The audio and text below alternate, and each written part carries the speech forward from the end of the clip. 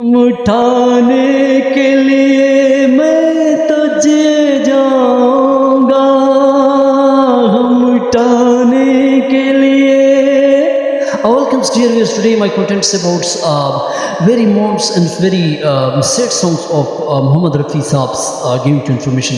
دوستو محمد رفیع صاحب نے سب سے غمگین گانا جو میری نظر میں ہے وہ ہم آج آپ کو بتاتے ہیں. First of all, subscribe, like my YouTube channel if you are watching the video giving to informations very sad songs and very sorrow songs of Muhammad Rafi صاحب's life.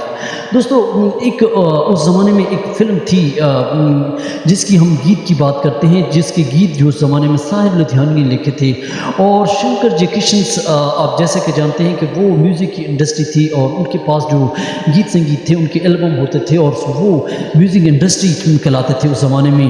لیکن دوستو 1960 میں تو شنکر جے کشن کا کوئی مقابلہ نہیں کر سکتا تھا، لیکن ایک گیت جس کی ہم بات کرتے ہیں جس کو محمد رفیع صاحب نے گایا تھا، بہت غمگین گیت تھا.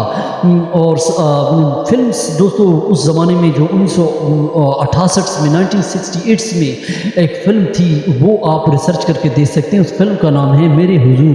اور دوستو اس فلم کے اندر سے بہت ہی ایک عاشقی پریم بھری کہانی ہے جس میں بہت دکھ دنیا کے اس کو ملتے ہیں. اور یہ گیت جو ساحر کو کہا گیا اور ساحر لدھیانوی نے یہ گیت لکھا. اور دوستو یہ گیت کون سا ہے جس کو محمد رفیع صاحب نے بہت رو کر بہت درد میں اور بہت سوچ کے ساتھ گایا؟ یہ گیت آج آپ کو ہم بتاتے ہیں، جو گیت محمد رفیع صاحب نے اونچے سر میں بھی گایا تھا، جس کو محمد رفیع صاحب نے بہت ہی اعلیٰ اور شاندار انداز میں گایا. تو دوستو چینل کو سبسکرائب کریں. گیت آپ کو سناتے ہیں.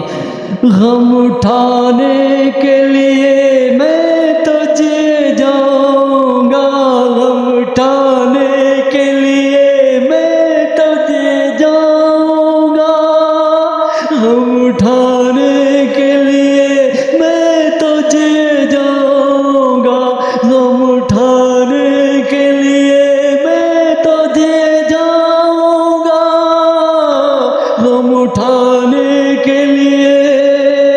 دوستو ہم انسان کو مرنے تک نہیں چھوڑتا اور ہم سے انسان مٹھال ہوتے ہیں اور دنیا میں جتنا رہتا ہے اس کو ہم ملتے ہیں. دس از دا گیونگ انفارمیشنز ہندی گیت سنگیت محمد رفیع صاحب.